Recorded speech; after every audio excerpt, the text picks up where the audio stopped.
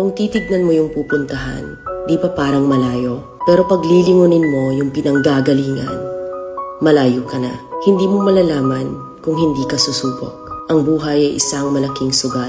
Kung lagi kang takot sumugal sa isang bagay dahil takot kang mawalan, mauubos lang kung anong meron ka. Kung hindi ka mawawalan, hindi ka rin magkakaroon. Kung ano man ang mga desisyon mo ngayon, yun ang magiging buhay mo bukas. Lakasan mo lang yung loob mo.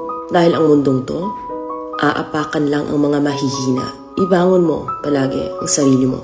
Balang araw, magugulat ka na lang na ang layo na pala ng narating mo. Kahit mabagal ang progress, basta may usad at kumikilos ka, okay na yan. Wala tayong magagawa. Ganyan talaga ang proseso ng buhay. Lahat tayo nakakaranas ng hirap.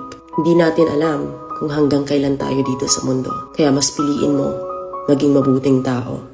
Ang pinakayaman na maituturing natin sa sarili ay ang ating mga pangarap. Kapag handa kang abutin yung mga pangarap mo, hinding-hindi ka maghihirap.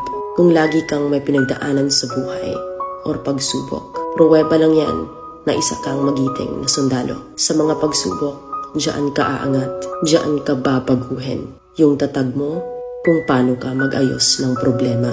Hindi ka magtatagal sa mundo. Lubos-lubusin mo na. Gawin mo yung mga bagay na handang iangat ang sarili mo.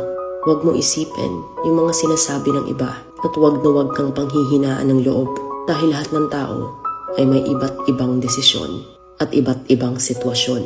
Huwag ka lang mawalan ng pag-asa. Hindi mo naman kailangan madaliin lahat. May proseso ang bawat ganap mo sa buhay.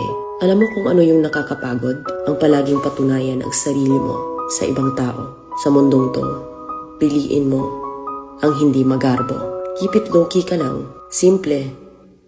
Na kahit na alam mong meron ka, hindi ka babaguhin ng pera. Kasi lahat ng yan ay isang pansamantala lang. Pagpatuloy mo lang. Kung may pangarap ka, makakarating ka.